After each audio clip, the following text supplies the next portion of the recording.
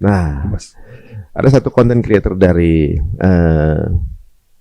mungkin dia Cina kalau nggak salah, bahasa Cina, namanya Profesor Jiang.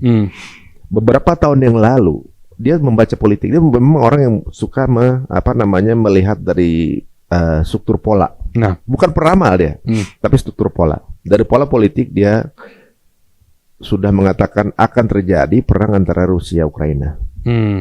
Karena begini-gini jelasin memang. sebelum politik, perangnya terjadi. sebelum perang terjadi. Akan terjadi ketegangan antara Jepang dan Cina. Sekarang akan terjadi, Ustaz. Sahih. Nah, Cina nggak boleh masuk ke Jepang, gitu kan. India, Pakistan, segala macam disebutin. Taiwan. Tuh kemudian dia bilang juga mengenai Amerika akan mengambil alih Venezuela. Dia sudah ngomong waktu itu. Sahih. Dan salah satu yang besar adalah Amerika akan berperang dengan Iran. Dia sebut begitu. Sahih. Dan dua-duanya akan hancur, dia bilang begitu. Berarti sesuai hadis Rasulullah. Hah? Sesuai hadis Rasulullah. Apa hadisnya? Gunung emas, semua orang berebut, 99% akan mati. Jadi ketika dua pihak berperang, biasanya ada yang kalah, ada yang menang. Perang ini dua-duanya akan kalah. Dua-duanya kalah. Dua-duanya kalah. Atau dua-duanya dapat kerugian besar gitu. Benar. Jadi dia bilang bahwa Iran tidak menang tapi juga tidak kalah, tapi hancur. Sahih.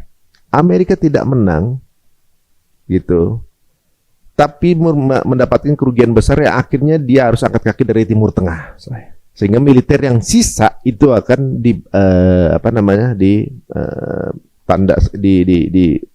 di Israel. Dan ini akan menjadi poin bangunnya Timur Tengah. Bisa jadi. Tapi dia nggak sampai ke sana. Ya. Coba bilang bahwa ketika perang terjadi, maka keduanya akan hancur. Dia bilang, dia bilang begitu. Bukan kata saya loh, ini kata teman-teman, cari aja. Ini berseliweran di sosial media di Profesor Jiang ini, bahwa keduanya akan hancur karena dua-duanya mengeluarkan terbaiknya dan habis-habisan. Tapi saya jadi berpikir begini, kan? Pada saat mungkin nanti dibangun Gaza, mereka ngebangun Gaza rencananya kan. Ketika akan mereka membangun Gaza, mereka hancur, Gaza udah terbangun, jadi punya orang Gaza.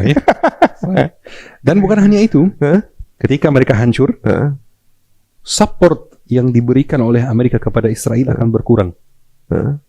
Jadi mujahidin di Palestina akan lebih kuat. Mas.